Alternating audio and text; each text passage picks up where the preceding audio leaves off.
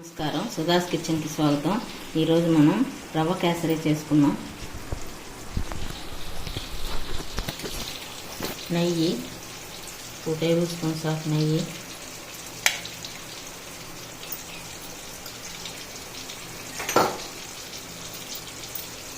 Dry fruits వేసుకోవాలి.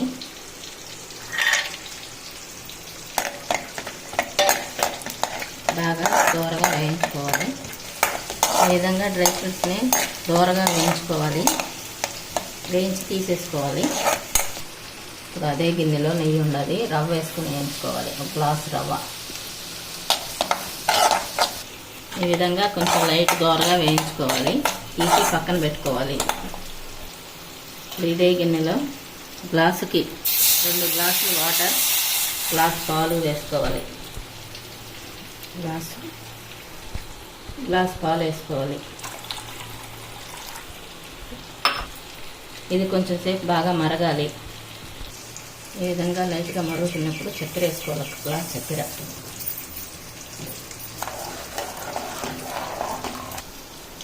ఈ విధంగా బాగా మరిగిన తర్వాత రవ్వ ఉండలు కట్టకుండా వేసుకోవాలి.